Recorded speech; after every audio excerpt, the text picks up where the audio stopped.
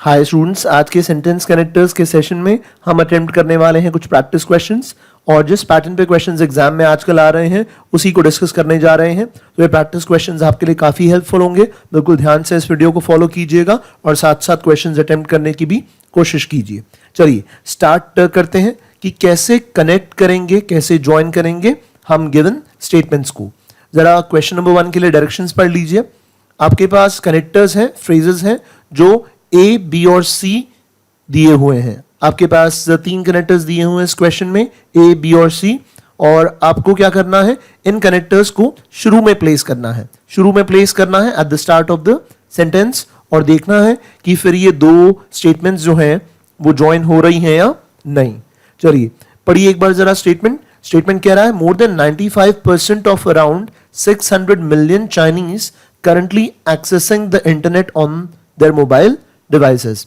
मतलब 95% से ज्यादा जो 600 मिलियन चाइनीज हैं वो एक्सेस कर रहे हैं अपने मोबाइल डिवाइसेस पे इंटरनेट। और फिर सेकंड स्टेटमेंट कह रहा है the affordability and quality in terms of browsing speeds of the data service becomes significant. अब किस तरह कनेक्ट करें जरा देखते हैं। ए कह रहा है स्टार्ट करें इवन इफ मोर देन, यानी even if more than 95%, even if more than 95% of around 600 million Chinese, इस तरह से अगर आप स्टार्ट करते हैं तो क्या ये कनेक्ट होगा? बिल्कुल कनेक्ट नहीं हो पाएगा। देखिए even if more than 95% of around 600 million Chinese accessing the internet on their mobile devices, then what? अगर 95% से भी ज्यादा चाइनीज यूज कर रहे हैं इंटरनेट सर्विसेज अपने मोबाइल डिवाइसेस पे, तो क्या ये सेकंड स्टेटमेंट उस चीज के साथ कनेक्ट हो पा रही है? बिल्कुल कनेक्ट नहीं हो पा रही। आपको ये समझ में आना चाहिए, अगर आप कह रहे हैं even if more than 95% of around 600 million Chinese accessing the internet on their mobile devices, then what? अगर आप ये इवन इफ से सेंटेंस स्टार्ट करते हैं स्टूडेंट्स, तो फिर आपके सेकंड स्टेटमेंट में, अगर आप पहली स्टेटमेंट में इवन इफ से स्टार्ट कर रहे हैं तो क्या सेकंड स्टेटमेंट में देन व्हाट तो क्या वाला सिनेरियो आपको नजर आ रहा है? ऐसा बिल्कुल सिनेरियो नहीं है सेकंड स्टेटमेंट में। सेकंड स्टेटमेंट में अफोर्डेबिलिटी और क्वालिटी की बात की जा रही है, तो फिर इस तरह तो स्टार्ट नहीं होगा। बी ऑप्शन देखते हैं। Since the affordability and quality in terms of browsing speeds of the data service becomes significant, अब ये B कह रहा है कि आप सेकंड स्टेटमेंट से स्टार्ट करें, और सेकंड स्टेटमेंट में कहां से स्टार्ट करें? सेकंड स्टेटमेंट में आगे since लगाएं। Since the affordability and quality has become significant, क्योंकि affordability और quality ये जो डेटा सर्विस की है वो सिग्निफिकेंट बन चुकी है, तो क्या? क्यों? इस वजह से 95% of 600 million Chinese internet access कर रहे हैं। क्योंकि सेंस का मतलब क्या है स्टूडेंट्स? सेंस का मतलब है because. Sense the affordability and quality, इस तरह से अगर आप स्टार्ट करते हैं, फर्स्ट स्टार्ट यहां से होगा। Since the affordability and quality in terms of browsing speeds of the data service become significant, then what? Is it because of it that more than 95% of 600 million Chinese are accessing the internet? ऐसा तो बिल्कुल भी नहीं है। अब option C देखिए, तो पहले दोनों ऑप्शंस एलिमिनेट हो रहे हैं। ए से स्टार्ट नहीं कर सकते हम, बी से स्टार्ट नहीं कर सकते।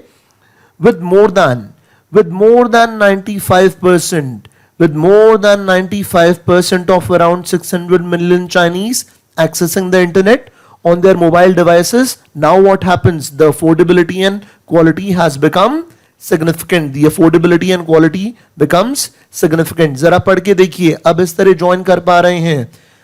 95% से ज्यादा चाइनीज जो अब इंटरनेट एक्सेस करने लगे हैं, इस वजह से, क्योंकि अब 95% से ज्यादा चाइनीज अपने मोबाइल डिवाइसेस पे इंटरनेट एक्सेस करने लगे हैं। इस वजह से अफोर्डेबिलिटी और क्वालिटी ये फैक्टर्स अब इंपॉर्टेंट हो चुके हैं, सिग्निफिकेंट हो चुके हैं, क्योंकि अब 95% चाइनीज जो हैं वो एक्सेस कर रहे हैं इंटरनेट अपने मोबाइल डिवाइसेस पे, तो अब अफोर्डेबिलिटी और क्वालिटी इंपॉर्टेंट बन जाते हैं, सिग्निफिकेंट बन जाते हैं। अब डेटा सर्विस की अफोर्डेबिलिटी और क्वालिटी इंपॉर्टेंट फैक्टर्स बन गए हैं, इंपॉर्टेंट पैरामीटर्स बन गए हैं। दैट मीन्स सी तो कनेक्ट कर पा रहा था, तो फिर हमारे पास क्या ऑप्शन है? हमारे पास ऑप्शन मार्क करना होगा हमें सी। दैट मीन्स ओनली सी, क्योंकि सिर्फ सी ही ठीक से ज्वाइन कर पा रहा था। तो क्वेश्चन नंबर 1 के लिए हम आंसर मार्क करेंगे क्या? आंसर मार्क करेंगे C, only C was the right answer. आगे बढ़ते हैं। सेकंड क्वेश्चन क्या कह रहा है? सेकंड क्वेश्चन कह रहा है India has put into action a plan formulated by the WHO to deal with the outbreak of bird flu. India ने क्या किया है? एक एक्शन प्लान इंप्लीमेंट किया है, जो कि एक्शन प्लान किसने बनाया है? WHO ने जो एक्शन प्लान बनाया है उसको इंडिया ने अब इंप्लीमेंट किया है। सेकंड स्टेटमेंट कह रहा है India is the leading agricultural country with a large livestock industry. Livestock का मतलब क्या है? लाइवस्टॉक का मतलब फिर आप पोल्ट्री की बात कर रहे हैं, पोल्ट्री की बात कर रहे हैं, आप बात कर रहे हैं फिर एग्रीकल्चर से रिलेटेड एक्टिविटीज, एग्रीकल्चर से रिलेटेड एक्टिविटीज जैसे एनिमल हस्बेंड्री, एनिमल हस्बेंड्री की बात कर रहे हैं आप, पोल्ट्री की बात कर रहे हैं, लाइव स्टॉक की बात कर रहे हैं, यानी गाय भैंस, पंछी। पंछी किस तरह के? पंछी वो जो फिर अंडे देते हैं, जैसे फिर बतख हो गई, जैसे फिर hen हो गई। तो हम कह रहे हैं लाइव स्टॉक का मतलब ये है जानवर। तो अब जरा कनेक्ट करने की कोशिश कीजिए। Although India is a leading agricultural country, although India is a leading agricultural country, क्या इस तरह ज्वाइन होंगे दो स्टेटमेंट्स? हालांकि इंडिया एक लीडिंग एग्रीकल्चरल कंट्री है, जहां पे फिर पोल्ट्री और लाइव स्टॉक ऐसी चीजें बहुत इंपॉर्टेंट हैं। हालांकि इंडिया एक लीडिंग एग्रीकल्चरल कंट्री है, फिर भी इंडिया ने एक एक्शन प्लान फॉर्मुलेट जो WHO ने किया उसको इंप्लीमेंट किया है। इनफैक्ट उल्टा है स्टूडेंट्स, इंडिया ने ये एक्शन प्लान WHO का इसीलिए इंप्लीमेंट किया है क्योंकि इंडिया में पोल्ट्री की, लाइव स्टॉक की तादाद बहुत बड़ी है, इंडिया में लाइव स्टॉक बहुत ज्यादा है, पोल्ट्री फार्मिंग बहुत होती है। तभी तो इंडिया ने ये बर्ड फ्लू वाला प्लान जो WHO ने बनाया है उसको इंप्लीमेंट किया है। क्यों इंप्लीमेंट किया है? क्योंकि इंडिया में ये लाइव स्टॉक बहुत ज्यादा है। तो ये ए तो बिल्कुल गलत हो गया। ए कह रहा था हालांकि इंडिया में लाइव स्टॉक बहुत ज्यादा है, हालांकि इंडिया में पोल्ट्री फार्मिंग बहुत होती है, तब भी इंडिया ने ये एक्शन प्लान इंप्लीमेंट किया है। भाई एक्शन प्लान को इंप्लीमेंट करने का रीजन ही ये है कि इंडिया में पोल्ट्री फार्मिंग बहुत ज्यादा है। तो पहला ऑप्शन तो गलत हो गया। सेकंड देखते हैं। As a leading agricultural country, इस तरह से हम स्टार्ट कर रहे हैं। As a leading agricultural country with a large livestock industry, as a leading agricultural country with a large livestock industry, India has put into action a plan formulated by the WHO। बिल्कुल सही बात। Because as यहां पे किसकी तरह काम कर रहा है? Because कारण दिखा रहा है, रीजन बता रहा है कि क्यों ऐसा किया गया है। क्योंकि इंडिया एक लीडिंग कंट्री है एग्रीकल्चर की। जब हम बात करें तो जब हम एग्रीकल्चर की बात करें, इंडिया एक लीडिंग कंट्री है जहां पे बहुत ज्यादा मवेशी, बहुत ज्यादा पोल्ट्री फार्मिंग, ये लाइव स्टॉक है। इसीलिए that is why India has put into action a plan formulated by the WHO। तो ये कनेक्ट कर रहा है as a leading country with as a leading agricultural country with a large livestock industry, India has put into action. तो इस तरह connect हो रहा है। ये बी तो बिल्कुल सही है। सी को देखते हैं। Being a leading agricultural country, ये भी बिल्कुल उसी तरह काम कर रहा है, कोई खास डिफरेंस नहीं है। Being a leading agricultural country, being a leading agricultural country, being का भी मतलब वही बिकॉज वाला है। Because India is a leading agricultural country, because India has a large livestock industry, that is why India has put into action a plan formulated by the WHO to deal with bird flu। क्योंकि India में poultry farming बहुत ज्यादा होती है, तो फिर India में large livestock industry है, तो फिर इंडिया को ऐसा प्लान तो इंप्लीमेंट करना ही था बर्ड फ्लू के साथ डील करने के लिए। जो WHO ने प्लान निकाला है, फॉर्मुलेट किया है, उसको तो इंडिया को इंप्लीमेंट करना ही था। तो फिर बी और सी जो हैं ये दोनों कनेक्ट कर पा रहे हैं, तो फिर हमारा आंसर क्या होगा? हमारा आंसर होगा सी क्या कह रहा था? बोथ बी एंड सी। तो क्वेश्चन नंबर सेकंड का भी हमने आंसर मार्क किया सी, और सी का मतलब बोथ बी एंड सी। तो आई गेस अब कुछ कुछ आपको आइडिया मिल रहा है कि किस तरह से हम क्वेश्चंस अटेम्प्ट कर रहे हैं। धीरे धीरे थोड़ा सा लेवल बढ़ेगा। चलिए देखते हैं नेक्स्ट क्वेश्चन। क्वेश्चन नंबर 3 क्या कह रहा है? You look in terms of purchasing power parity. PPP economics का टर्म है परचेजिंग पावर पैरिटी। वैसे भी स्टूडेंट्स आपको पता होना चाहिए, कई बार जीके में भी पूछ लेते हैं। अगर आप परचेजिंग पावर पैरिटी को देखते हैं, a statistic that more accurately estimates the actual standard of living। अगर आप परचेजिंग पावर पैरिटी की बात करते हैं, अगर आप परचेजिंग पावर पैरिटी को देखते हैं, एक ऐसा आंकड़ा, एक ऐसा डेटा, यहां पे स्टैटिस्टिक का मतलब क्या है?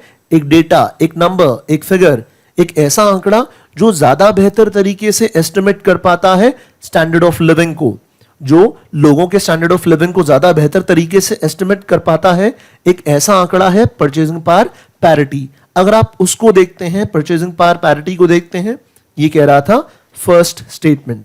सेकंड स्टेटमेंट कह रहा है India is the fifth largest economy of the world at around PPP अब आप जानते हैं परचेजिंग पावर पैरिटी 7 ट्रिलियन। तो फिर जरा कनेक्ट करने की कोशिश कीजिए। क्या ए से स्टार्ट कर सकते हैं? Being the fifth largest economy of the world, being the fifth largest economy of the world at around 7 trillion PPP, if you look in terms of ये तो कनेक्ट ही नहीं हो पा रहा। being the fifth largest economy, अगर मैं इस तरह स्टार्ट करता हूं, सेकंड स्टेटमेंट को पहले रखता हूं। देखिए अब मैं सेकंड स्टेटमेंट को पहले रख रहा हूं, being the fifth largest economy of the world, because India is the fifth largest economy of the world। Fifth largest economy होते हुए इंडिया वर्ल्ड की फिफ्थ लार्जेस्ट इकोनॉमी होते हुए, जो कि 7 ट्रिलियन के आसपास है, अगर आप परचेजिंग पावर पैरिटी को देखें तो वो बेहतर मेजर करता है एक्चुअल स्टैंडर्ड ऑफ लिविंग। क्या परचेजिंग पावर पैरिटी इसलिए बेहतर मेजर करता है एक्चुअल स्टैंडर्ड ऑफ लिविंग क्योंकि इंडिया वर्ल्ड की फिफ्थ लार्जेस्ट इकोनॉमी है? बिल्कुल भी नहीं। तो कनेक्ट ही नहीं हो पा रहे हैं। ए का मीनिंग क्या निकल रहा था? इंडिया के फिफ्थ लार्जेस्ट इकोनॉमी होते हुए परचेजिंग पावर पैरिटी 7 ट्रिलियन होते हुए, अगर आप परचेजिंग पावर पैरिटी को देखते हैं तो ये परचेजिंग पावर पैरिटी बेहतर एस्टिमेट है, बेहतर मेजर है, बेहतर आपको अंडरस्टैंडिंग देता है लोगों के स्टैंडर्ड ऑफ लिविंग की, एक्चुअल स्टैंडर्ड ऑफ लिविंग की। तो क्या ये दोनों कनेक्ट हो रहे हैं? बिल्कुल कनेक्ट नहीं हो पा रहे।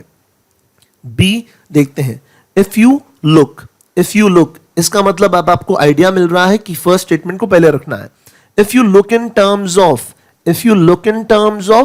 परचेजिंग पावर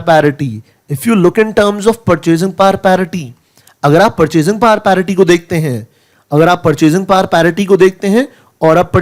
पैरिटी को थोड़ा सा और डिफाइन किया जा रहा है। बी में देखिए स्टार्ट बहुत अच्छा है। अगर आप परचेजिंग पावर पैरिटी को देखते हैं, if you look in terms of purchasing power parity, जो कि एक स्टैटिस्टिक है actual standard of living measure करने का, और एक बढ़िया स्टैटिस्टिक है, तो फिर आपको नजर आएगा then what happens, then India is the fifth largest economy of the world at around PPP 7 trillion. If you look in terms of purchasing power parity, India is the 7th largest. असल में connect ये इस तरह हो रहा है। अगर आप परचेजिंग पावर पैरिटी की बात करें तो, अगर आप इस आंकड़े की बात करें तो फिर इंडिया फिफ्थ लार्जेस्ट है, then India is the fifth largest economy of the world. अगर आप इस आंकड़े की बात करते हैं, इसको ध्यान में रखते हैं, if you look into purchasing power parity, then India becomes the fifth largest economy of the world. तो ये बी तो कनेक्ट कर पा रहा है, ये तो ठीक है। अब एक बार जरा सी को एनालाइज कर लेते हैं, ये भी वैसा ही तो है। Looking in terms of purchasing power parity, a statistic that more accurately estimates the actual standard of living, India is the fifth largest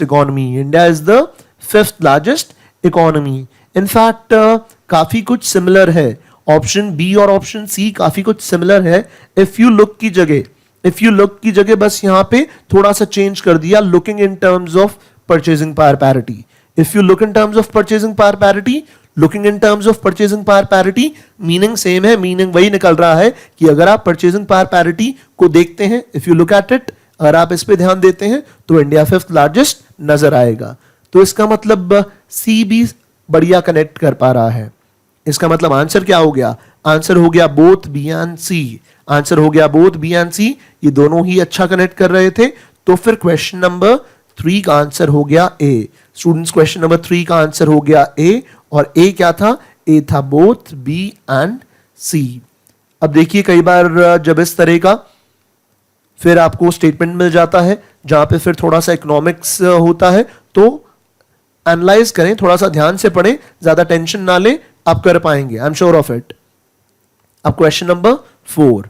अब स्टूडेंट्स क्या हो रहा है, अब थोड़ा सा आप देखेंगे अलग तरह का डिस्कशन चल रहा है। अब बात चल रही है जेल्स की। सेंटेंस लंबा हो गया है, थोड़ा सा डिस्कशन अलग हो गया, सेंटेंस भी थोड़ा सा लंबा हो गया, तो अब बिल्कुल ध्यान से पढ़ना है। Jails must be centers where prisoners can look forward to reforming themselves before assimilating into the society once again. Jail जो है, प्रिजन जो है, वो एक ऐसा सेंटर होना चाहिए, एक ऐसा केंद्र होना चाहिए जहां पे ये जो प्रिजनर्स हैं अपने आप को सुधार सकें, रिफॉर्म कर सकें, सुधार कर सकें, अपने आप में सुधार ला सकें। समाज में वापस आने से पहले मतलब क्या है? मतलब ये है, जब वो जेल से छूटेंगे तो उससे पहले वो जो जेल में टाइम स्पेंड कर रहे हैं, उस टाइम में वो अपने आप को रिफॉर्म कर सकें, सुधार कर सकें, अपने आप में सुधार ला सकें। तो जेल एक ऐसा सेंटर होना चाहिए, एक ऐसा केंद्र होना चाहिए जहां पे उन्हें वो मौका मिले कि वो अपने आप को सुधारें और वापस सोसाइटी में आके एसिमिलेट हो जाएं, सम्मिलित हो जाएं, दोबारा उसमें मिल जाएं। तो ऐसा सेंटर होना चाहिए एक जेल। सेकेंड स्टेटमेंट कह रहा है, jails in most developing countries have become venues for mistreatment and humiliation of prisoners. Jail, लेकिन स्टेटस क्या है, रियलिटी क्या है? रियलिटी ये है कि ज्यादातर डेवलपिंग कंट्रीज में ये जो जेल्स हैं वो वेन्यूज बन गए हैं, प्लेसेस बन गए हैं, वो जगह बन गई हैं जहां पे प्रिजनर्स को गलत ट्रीटमेंट दिया जाता है, उनको मिसट्रीट किया जाता है, उनको ह्यूमिलिएट किया जाता है, उनके साथ गलत बर्ताव होता है, उनको फिर ह्यूमिलिएशन फेस करनी पड़ती है। तो अब इन दोनों को अगर आपको ज्वाइन करना है, ये दोनों स्टेटमेंट्स अलग डायरेक्शन में जा रही हैं। किस तरह? आप चाहते हैं कि जेल ऐसा सेंटर हो जहां पे लोग अपने आप को सुधार पाएं, अपने आप में बदलाव ला पाएं। लेकिन असलियत क्या है? असलियत यह है कि ज्यादातर डेवलपिंग कंट्रीज में जेल एक ऐसी जगह बन चुकी है जहां पे फिर ये प्रिजनर्स जो हैं, इनके साथ बुरा बर्ताव किया जाता है, इन्हें जलील किया जाता है, ह्यूमिलिएट किया जाता है, इन्हें नीचा दिखाया जाता है। तो होना कुछ और चाहिए था, हो कुछ और रहा है। इसका मतलब आपको थोड़ा सा कॉन्ट्रास्ट दिखाना होगा, आपको दो स्टेटमेंट्स को इस तरह ज्वाइन करना होगा ताकि इनके बीच ये जो कॉन्ट्रास्ट है, ये जो ऑपोजिशन है, वो साफ नजर आ सके। ये ऑपोजिशन, ये कॉन्ट्रास्ट, ये विरोधाभास इन दो स्टेटमेंट्स के बीच का आपको क्लियरली दिखाना होगा, और वो दिखा आप तभी पाएंगे जब आप ज्वाइन करें बी से। Instead of being centers where prisoners can look forward to reforming themselves,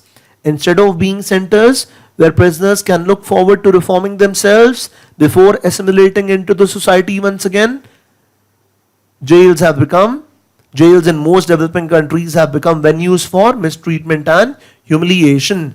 Instead of being centers, ऐसे प्रोग्रेसिव, ऐसे प्रगतिशील सेंटर्स बनने के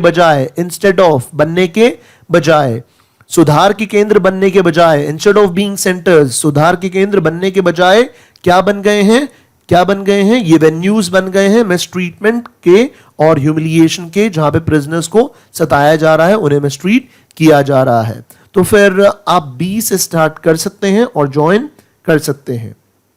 ए ऑप्शन को देख लेते हैं। As jails in most developing countries have become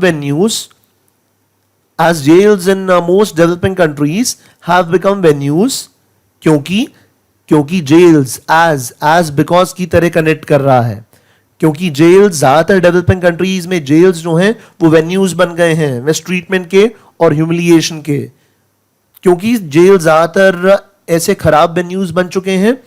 तो फिर जेल्स को सेंटर बनना चाहिए जहां पे फिर प्रिजनर्स का सुधार हो। कनेक्ट नहीं हो पा रहा है। एज पे फोकस कीजिए स्टूडेंट्स, एज पे फोकस कीजिए। क्या है ज्वाइन कर पा रहा है, जरा दोबारा समझिए। जैसे कि जेल्स डेवलपिंग कंट्रीज में, जैसा कि जेल्स डेवलपिंग कंट्रीज में क्या बन चुके हैं, मिसट्रीटमेंट के वेन्यूज बन चुके हैं। जैसा कि जेल्स खराब हो चुके हैं, उनकी हालत खराब हो चुकी है, मिसट्रीटमेंट चल रहा है। जैसा कि जेल्स में मिसट्रीटमेंट चल रहा है तो क्या जेल्स को सेंटर बन जाना चाहिए? तो क्या जेल्स को सेंटर बन जाना चाहिए जहां पे प्रिजनर्स अपने आप को रिफॉर्म कर सकें? नहीं, कनेक्ट नहीं हो रहा। यहां पे कॉज एंड इफेक्ट वाली बात नहीं थी, यहां पे कारण दिखाने वाली बात नहीं थी। यहां पे कॉन्ट्रास्ट दिखाना था, ऑपोजिशन दिखाना था कि आप चाह रहे हैं कि वो सेंटर्स बन जाएं बढ़िया वाले, लेकिन वो बन गए हैं मिसट्रीटमेंट की जगह। तो ये तो गलत है। सी भी कुछ ऐसा ही है, एज विद जैसा विद, एज जैसा विद यहां पे लगा हुआ है। With jails in most developing countries becoming venues for mistreatment and humiliation, with jails in most developing countries becoming venues for mistreatment, jails must become centers where prisoners can look forward to reforming themselves. jails जो अब venues बन चुके हैं, jails जो अब venues बन चुके हैं mistreatment का, उन्हें सेंटर बन जाना चाहिए। क्या उन्हें सेंटर इसलिए बन जाना चाहिए क्योंकि अभी उनकी हालत खराब है, अभी उनकी स्थिति खराब है? नहीं, आपको कॉन्ट्रास्ट दिखाने के लिए इंस्टेड ऑफ यूज करना होगा। तो हम क्या मार्क करेंगे स्टूडेंट्स? हम मार्क करेंगे option D, only B. Option D जो है वो सही आंसर है, only B is the right answer. आगे बढ़ते हैं, क्वेश्चन नंबर 5 देखते हैं। क्वेश्चन नंबर 5 के साथ स्टूडेंट्स पैटर्न थोड़ा सा चेंज हो रहा है। अब आपके पास ये फर्स्ट स्टेटमेंट दी हुई है, journalistic independence is inextricably linked with credible practices. ये पहली स्टेटमेंट है। जर्नलिस्टिक इंडिपेंडेंस किससे लिंक्ड है? इनएक्स्ट्रिकेबली का मतलब क्या है? जिसे आप रिमूव नहीं कर सकते, हटा नहीं सकते, जिस लिंक को आप तोड़ नहीं सकते। ये दोनों एक दूसरे के साथ बिल्कुल डीपली लिंक्ड है, डीपली लिंक्ड है। आप इस लिंक को तोड़ नहीं सकते। तो जर्नलिस्टिक इंडिपेंडेंस का गहरा नाता है किसके साथ? क्रेडिबल प्रैक्टिसेस के साथ। क्रेडिबल का मतलब क्या है? बिलीवेबल। क्रेडिबल का मतलब क्या है? बिलीवेबल, जिसकी कोई क्रेडिबिलिटी होती है, जिस पे आप ट्रस्ट कर सकते हैं, जिस पे आप भरोसा कर सकते हैं, जो ऑनेस्ट होता है, जो क्रेडिबल होता है, जो भरोसेमंद होता है। तो जर्नलिस्टिक इंडिपेंडेंस का गहरा नाता है किसके साथ? भरोसेमंद, ट्रस्टवर्दी प्रैक्टिसेस, ट्रस्टवर्दी मेथड्स के साथ। तो यहां पे प्रैक्टिसेस का मतलब क्या है? मेथड्स। कि भाई जर्नलिस्टिक इंडिपेंडेंस और ये ऑनेस्ट मेथड्स एक दूसरे से डीपली लिंक्ड हैं। लेकिन फिर भी क्या हो रहा है? A few media groups publicise meaningless news. ये सेकंड स्टेटमेंट है। देखिए जरा सेकंड स्टेटमेंट क्या कह रही है?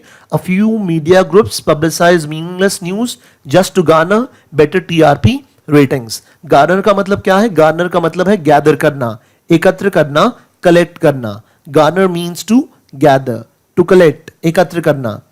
अ फ्यू मीडिया ग्रुप्स, कुछ ऐसे मीडिया ग्रुप्स हैं जो मीनिंगलेस न्यूज को पब्लिसाइज करते हैं, उसे फिर ज्यादा वेटेज देते हैं।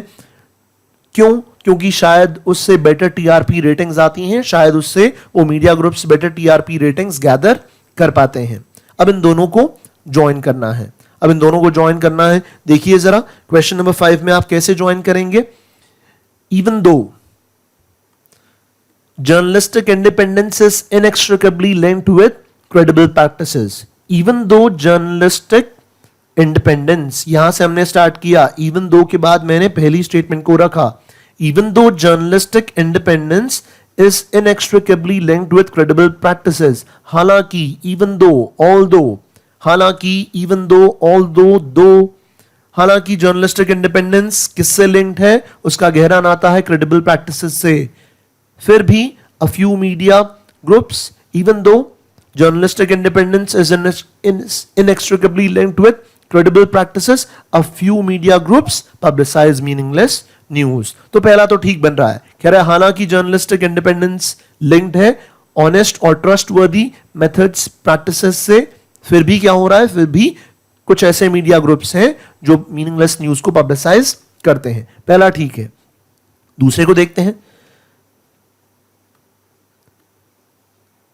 Journalistic independence is inextricably linked with credible practices.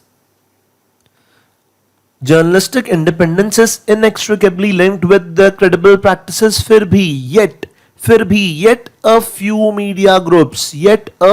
few media groups publicize meaningless news। अब क्या होगा स्टूडेंट्स? अब हमने फर्स्ट को आगे रखा, फर्स्ट स्टेटमेंट को आगे रखा और कहा जर्नलिस्टिक इंडिपेंडेंस इनएक्स्ट्रिकेबली लिंक्ड है क्रेडिबल प्रैक्टिसेस के साथ।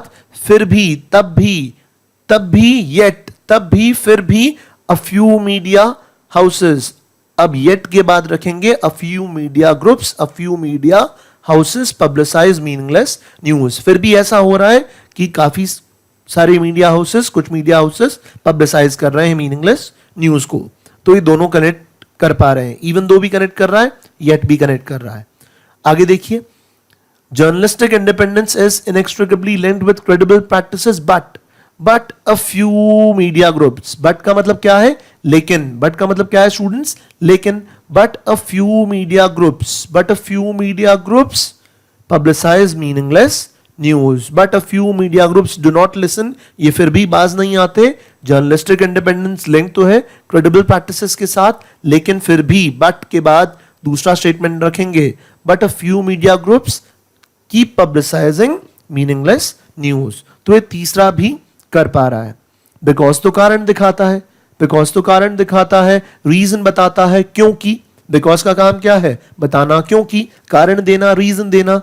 तो क्या मीडिया ग्रुप्स का मीनिंगलेस न्यूज को पब्लिसाइज करने के पीछे का कारण यह है कि जर्नलिस्टिक इंडिपेंडेंस ऑनेस्ट मेथड्स के साथ रिलेटेड है?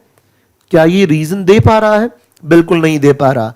इनफैक्ट आप यहां पे रीजन की बात कर ही नहीं रहे, कारण बता ही नहीं रहे, क्योंकि डिस्कस हो ही नहीं रहा। तो फर्स्ट, सेकंड, थर्ड ये तीनों ही कर पा रहे हैं कनेक्ट। यानी आंसर क्या मार्क करूंगा? आंसर में मार्क करूंगा ई, क्योंकि ई में क्या था? Only 1, 2 and 3। 1, 2 and 3 कर रहे हैं, इवन दो येट और बट कर रहे हैं, बिकॉज नहीं कर पा रहा। तो आंसर क्या आ गया? ई। आगे बढ़ते हैं, देखते हैं स्टूडेंट्स नेक्स्ट क्वेश्चन क्या कह रहा है। Question number 6। Latisha Chan and Ivan Dodig started the first set pretty well। Lawn tennis की बात चल रही है, मिक्स डबल्स की बात चल रही है। Latisha फीमेल प्लेयर है, इवान जो है वो मेल प्लेयर है। Latisha Chan and Ivan Dodig started the first set pretty well। उन्होंने पहले सेट में काफी अच्छा खेलना शुरू किया। आगे देखिए, they lost to Jamie Murray and Bethany मैटिक-सैंस in the and. First statement कह रही है लटिशा और इवान ने खेलना अच्छा शुरू किया था पहले सेट में, अच्छा खेलना शुरू किया था पहले सेट में। तो आप एक्सपेक्ट क्या कर रहे होंगे? अच्छा खेलना शुरू किया पहले सेट में तो आगे भी अच्छा खेलते रहे होंगे और शायद जीत गए होंगे, लेकिन हुआ बिल्कुल उल्टा। सेकंड स्टेटमेंट में बिल्कुल उल्टी बात दिखाई जा रही है। क्या दिखाया जा रहा है? कि भाई वो तो हार गए। किससे हार गए? जेमी मरे और बेथनी मैटिक-सैंस की टीम से अंत में वो हार गए।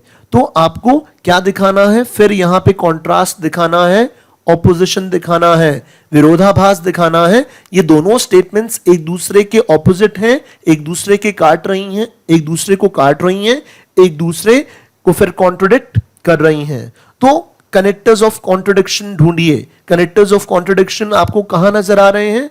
आपको नजर आ रहे हैं हाउएवर में और डिस्पाइट में। हाउएवर और डिस्पाइट ये दोनों ही ज्वाइन कर पाएंगे इन दो स्टेटमेंट्स को। जरा करके देख ही लेते हैं। Latisha and Ivan started the first set pretty well. However, they lost to Jamie Murray and Bethany मैटिक-सैंस in the and. यानी फर्स्ट स्टेटमेंट को रखें पहले, उसके बाद लगाएं हाउएवर, और उसके बाद रख दें सेकेंड स्टेटमेंट को। ज्वाइन हो जाएंगे दोनों। Latisha and Ivan started the first set pretty well. However, they lost to Jamie Murray and Bethany Mattek-Sands in the end. तो however ज्वाइन कर पा रहा है। डिस्पाइट से ज्वाइन करके देखते हैं। Despite starting the first set, अब थोड़ा सा ट्विस्ट करना होगा लेकिन ज्वाइन फिर भी हो जाएगा.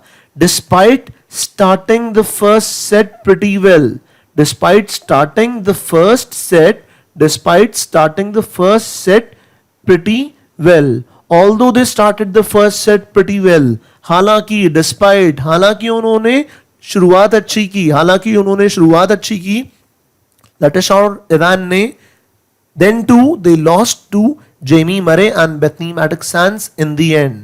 That means अब क्या करेंगे, अब हम despite से start करेंगे. Despite starting the first set pretty well, despite starting the first set pretty well, despite starting the first set pretty well. इसका मतलब अब हमने despite के बाद first statement को यूज किया है, डिस्पाइट के बाद फर्स्ट स्टेटमेंट को यूज किया है, हालांकि उन्होंने शुरुआत अच्छी की, तो फिर ये हारने वाली बात बाद में आ जाएगी, सेकंड स्टेटमेंट बाद में आ जाएगी. सेकंड स्टेटमेंट में हारने वाली बात थी. Despite starting the first set pretty well they lost, despite starting the first set pretty well they lost to Jamie Murray and Bethany Mattek-Sands in the end. Although start अच्छा हुआ yet they lost, तो lose करने वाली बात बाद में आएगी. तो आंसर आ गया आपका सी. क्वेश्चन नंबर 6 का आंसर है सी. ये दोनों ज्वाइन कर पा रहे हैं. आगे देखते हैं क्वेश्चन नंबर 7 से. अब पैटर्न थोड़ा सा चेंज होगा, पैटर्न थोड़ा सा चेंज होगा स्टूडेंट्स. अब कॉलम वाइज क्वेश्चंस भी आजकल आ रहे हैं, इनको कैसे अटेम्प्ट करना है जरा देखते हैं.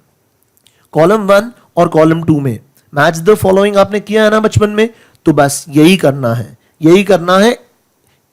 फर्स्ट कॉलम में ये जो स्टेटमेंट्स हैं ए बी सी, ये सेकंड कॉलम की किस स्टेटमेंट के साथ मैच हो रही हैं, क्या सारी मैच हो रही हैं या सिर्फ इक्का दुक्का मैच हो रही हैं, ये आपने बताना है. वार्मर आइस और वार्मर वाटर, ये क्या कर रहा है, पोलर आइस कैप्स को खा रहा है, मेल्ट कर रहा है. Warmer ice caps, warmer air, warmer water is eating away at polar ice caps. ध्रुवों पे जो बर्फ है उसको पिघला रहा है. कौन पिघला रहा है, गर्म पानी पिघला रहा है, गर्म हवा पिघला रही है. तो देखिए जरा किसके साथ आप इसको लिंक कर सकते हैं. यहां पे आइस की बात चल रही है, पोलर आइस कैप्स, तो किस स्टेटमेंट में आइस की बात है, किस स्टेटमेंट में फिर आइस है, ई में. तो ए और ई को जरा कनेक्ट करके देखते हैं और पता चल जाएगा ज्वाइन हो रहे हैं या नहीं. Warmer air as well as warmer water is eating away at polar ice caps, causing them to lose millions of tons of ice every day during summer. Warmer air और वार्मर वाटर की वजह से polar ice caps खत्म होते जा रहे हैं, और ये जो आइस कैप्स हैं कॉजिंग देम, ये देम यहां पे कौन है, आइस कैप्स. तो they are losing, these ice caps are losing millions of tons of ice every day during summer. तो समर में जब हवा गर्म होती है, जब पानी भी गर्म हो जाता है, तो फिर ये जो पोलर आइस कैप्स हैं ये हर रोज millions of tons of ice lose कर रहे हैं और खत्म होते जा रहे हैं. तो ए ई तो एक दूसरे से कनेक्ट हो रहे हैं, इतना मुझे पता है. आगे देखिए, foldable handsets signify an important break from the prevailing. Prevailing जो पहले से चल रहा है, प्रिवेलिंग जो पहले से चल रहा है, prevailing shape that smartphones have taken since Apple introduced us to its iPhone. देखिए जरा थोड़ा सा दिमाग लगाइए. स्मार्टफोन्स की बात चल रही है और आपके पास आईफोन है, और आपके पास बी में आपके पास स्मार्टफोन है, बी में आपके पास स्मार्टफोन है, एफ में आपके पास आईफोन है. तो जरा चेक कर लीजिए बी और एफ एक दूसरे के साथ जा रहे हैं या नहीं. ये जो फोल्डेबल हैंडसेट्स आ गए हैं, फोल्डेबल हैंडसेट्स क्या सिग्निफाई कर रहे हैं, एक इंपॉर्टेंट ब्रेक सिग्निफाई कर रहे हैं, एक इंपॉर्टेंट चेंज, एक इंपॉर्टेंट ब्रेक सिग्निफाई कर रहे हैं. ब्रेक किससे, प्रिवेलिंग शेप. कौन सी शेप, वो शेप जो एप्पल ने इंट्रोड्यूस की थी, जो स्मार्टफोन्स में एप्पल ने इंट्रोड्यूस की थी अपने आईफोन के साथ. अपने आईफोन के साथ जो एप्पल ने, अपने आईफोन के साथ एप्पल ने जो शेप इंट्रोड्यूस की थी स्मार्टफोन्स के एरिया में, उस शेप को सबने पकड़ लिया था, सभी उसी तरह की शेप्स बनाने लगे थे. लेकिन अब ये फोल्डेबल हैंडसेट्स जो हैं, इन्होंने थोड़ा सा चेंज लाया है, एक इंपॉर्टेंट ब्रेक क्रिएट किया है, क्योंकि लग रहा था सारे के सारे फोन्स जो हैं, सारे के सारे smartphones had taken the shape which Apple introduced with its iPhone. तो वो जो शेप एप्पल ने इंट्रोड्यूस कर दी थी अपने आईफोन के साथ, और सभी स्मार्टफोन्स ने वही शेप पकड़ ली थी। अब फोल्डेबल हैंडसेट्स ने आके उस ट्रेंड में एक चेंज क्रिएट किया है, वहां से फिर एक बदलाव लाया है। तो बी और एफ भी एक दूसरे के साथ बढ़िया कनेक्ट हो गए हैं।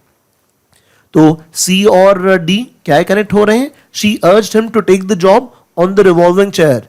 उसने उसे अर्ज किया मतलब रिक्वेस्ट की। उसने रिक्वेस्ट की कि वो जॉब ले ले रिवॉल्विंग चेयर पे। उसने उसे रिक्वेस्ट किया कि वो जॉब ले ले रिवॉल्विंग चेयर पे। तो जॉब रिवॉल्विंग चेयर पे लेना does not make any sense. तो सी और डी तो कनेक्ट नहीं हो रहे हैं। तो स्टूडेंट्स आंसर क्या है? ए ई के साथ कनेक्ट हो रहा था, बी एफ के साथ कनेक्ट हो रहा था। तो हमारा आंसर आ जाएगा option 3, only A E and B F. A E और बी एफ ये दोनों कनेक्ट हो रहे थे। आगे बढ़ते हैं स्टूडेंट्स, इस पैटर्न पे और देखते हैं। यस, क्वेश्चन क्या कह रहा है? क्वेश्चन कह रहा है, अब कॉलम देखिए और फिर थोड़ा सा दिमाग लगाइएगा, कौन सी स्टेटमेंट्स में एक जैसी बात चल रही है। International volunteers day, international volunteers day, voluntary work. Voluntary का मतलब क्या होता है? Social work. वॉलंटरी का मतलब voluntary work, social work, volunteers की बात चल रही है। तो सोशल वर्क की बात, सोशल वर्क और कम्युनिटी सर्विस एक जैसी बातें हो गई ना स्टूडेंट्स? दिमाग लगाइए। इंटरनेशनल वॉलंटियर्स डे, वॉलंटियर्स कौन होते हैं? वो जो अपने मन से सेवा करते हैं, सोशल वर्क करते हैं, स्वयं सेवी वॉलंटियर्स। तो इंटरनेशनल वॉलंटियर डे की बात चल रही है ए में, और उसी तरह की बात चल रही है कम्युनिटी सर्विस की, सोशल सर्विस की बात चल रही है एफ में। तो ए और एफ को जरा रिलेट करके देखते हैं, क्या एक दूसरे से कनेक्ट हो रहे हैं? और कनेक्ट हो रहे हैं तो पेयर बन जाएगा। The international volunteers day offers an opportunity, एक मौका, एक अपॉर्चुनिटी प्रोवाइड करता है। किस तरह की अपॉर्चुनिटी? रिकॉग्नाइज करने की, पहचानने की, रिकॉग्नाइज करने की और उसकी सराहना करने की। किसकी सराहना करने की? कंपैशनेट। कंपैशनेट का मतलब क्या है? काइंड। वो जो काइंड, कंपैशनेट, वो जो मन से बहुत ही काइंडनेस के साथ, बहुत ही दया के साथ किया हुआ कम्युनिटी सर्विस, वो जो सोशल सर्विस लोग करते हैं, सोशल सर्विस जो लोग करते हैं सोशल सर्विस के क्षेत्र में। रेल्म का मतलब क्या है स्टूडेंट्स? एरिया, डोमेन, क्षेत्र।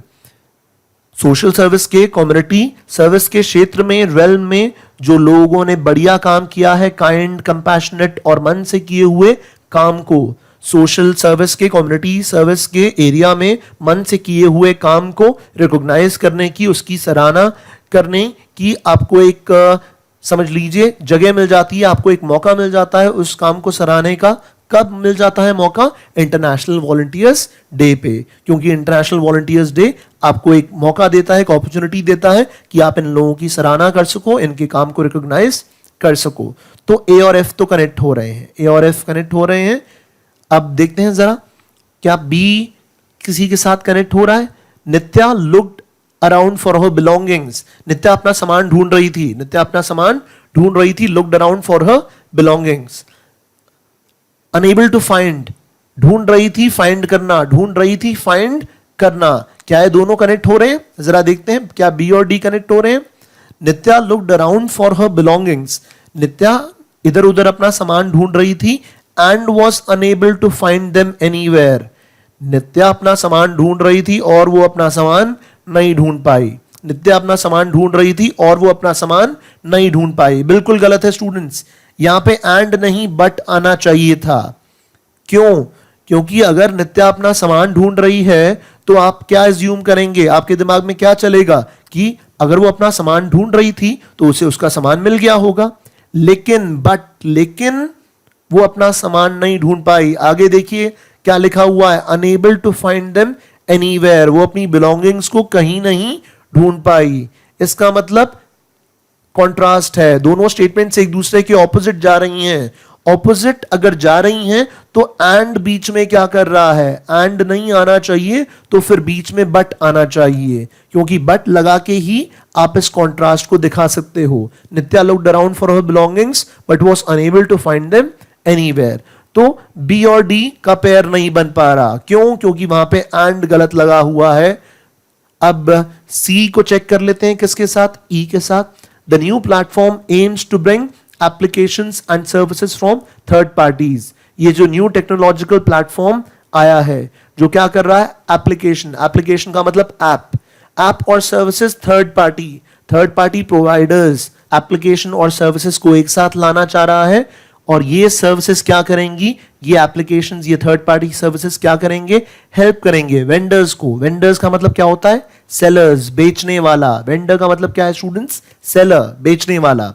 ये जो न्यू प्लेटफॉर्म है ये कोशिश कर रहा है, इसका उद्देश्य है, एम कर रहा है कि थर्ड पार्टी ऐप और थर्ड पार्टी सर्विसेज को साथ ला पाए, और ये जो थर्ड पार्टी सर्विसेज हैं they will help vendors manage different aspects of selling goods via Flipkart.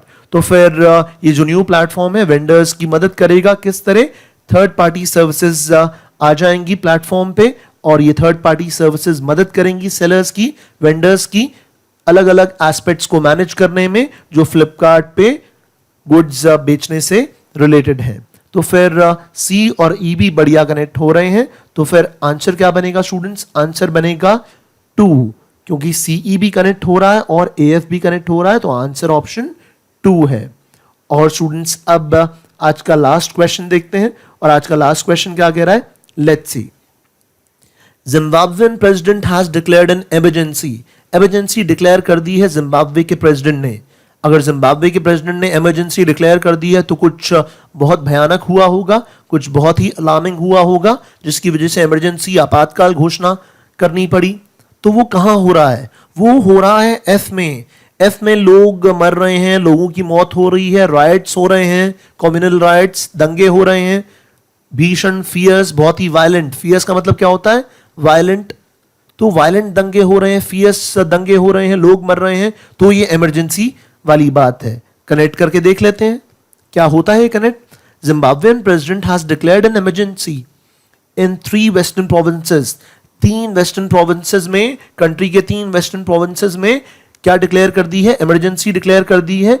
क्यों, क्योंकि इन वेस्टर्न प्रोविंसेस में क्या हुआ, after fierce intercommunal riots. Intercommunal riots, communities के बीच में रायट्स हुए, धर्मों के बीच में रायट्स हुए, दंगे हुए, जिसकी वजह से स्कोर्स, 20 लोग मर गए, जिसकी वजह से 20 लोग मर गए, बहुत सारे लोग मर गए अर्लियर दिस वीक। इस वीक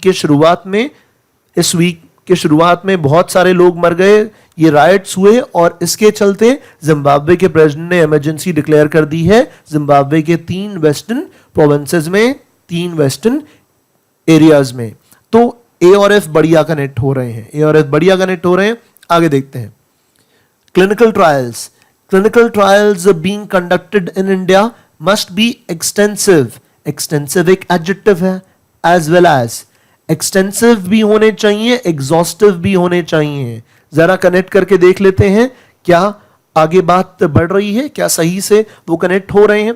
जरा क्लू पकड़िए, क्लू था यहाँ पे एक्सटेंसिव, एक एडजेक्टिव यूज किया हुआ है एक्सटेंसिव, इसी से कुछ मिलता जुलता, इसी से रिलेटेड एक एडजेक्टिव और एग्जॉस्टिव। क्लिनिकल ट्रायल्स जो इंडिया में कंडक्ट किए जा रहे हैं ये व्यापक होने चाहिए, एक्सटेंसिव होने चाहिए, ब्रॉड बेस्ड होने चाहिए, व्यापक होने चाहिए, एक्सटेंसिव होने चाहिए, एग्जॉस्टिव भी होने चाहिए, ताकि यूएस एफडीए ने ये जो स्टैंडर्ड्स ले डाउन किए हैं उन स्टैंडर्ड्स को ये क्लिनिकल ट्रायल्स मीट कर पाए। US food and drug authority ने कुछ स्टैंडर्ड्स जो सेट किए हैं, जो ले डाउन किए हैं, उन स्टैंडर्ड्स को मीट करने के लिए, उन स्टैंडर्ड्स पर पूरा उतरने के लिए इंडिया में हो रहे क्लिनिकल ट्रायल्स को एग्जॉस्टिव होना होगा, एक्सटेंसिव होना होगा, तभी आप यूएस एफडीए के स्टैंडर्ड्स को मीट कर पाओगे, तभी ये क्लिनिकल ट्रायल्स उन स्टैंडर्ड्स तक पहुंच पाएंगे। तो बी और ई भी कनेक्ट हो रहा है, अब देखते हैं क्या सी और डी कनेक्ट हो रहा है। Most multinational corporate organisations have robust का मतलब क्या है, strong, have robust HR practices का मतलब वो जो अमल में लाया जाए, वो चीज जो आप प्रैक्टिस करें, जिसे आप इस्तेमाल में लाएं। तो ज्यादातर मल्टीनेशनल कॉर्पोरेट ऑर्गेनाइजेशंस जो हैं वहां strong HR practices, strong HR policies होती हैं। और ये कौन सी पॉलिसीज हैं, कौन सी प्रैक्टिसेस हैं, जिनका एम है, जिनका लक्ष्य है ताकि एम्प्लॉयज का भला किया जा सके, उनका वेलफेयर किया जा सके, उनका वेलफेयर सोचा जा सके। तो सी कह रहा है ज्यादातर मल्टीनेशनल कंपनीज में, ऑर्गेनाइजेशंस में बहुत ही स्ट्रॉन्ग एचआर प्रैक्टिसेस होती हैं, बहुत ही स्ट्रॉन्ग एचआर पॉलिसीज होती हैं, एचआर पे काफी फोकस होता है, और ये एचआर प्रैक्टिसेस जो हैं इनका लक्ष्य, इनका एम क्या होता है? एम्प्लॉइज का वेलफेयर। तो ये भी कनेक्ट हो गया, सी और डी भी बढ़िया कनेक्ट हो रहा है। That mean student A F, B E और सी डी ये तीनों कहां नजर आ रहे हैं? ये तीनों नजर आ रहे हैं मुझे ऑप्शन 3 में। एएफ भी है, सी डी भी है और बीई भी है। तो आंसर हो गया थर्ड। तो स्टूडेंट्स आज का ये सेशन हम यहीं वाइंड अप करते हैं। काफी डिटेल में हमने इस टॉपिक को डिस्कस किया है। आई होप आपको अच्छे से समझ में भी आया है, और कुछ भी ऐसा है जो फिर आप नहीं एक बार में पकड़ पाए तो आप ये वीडियो दोबारा जरूर देखें। Thank you so much.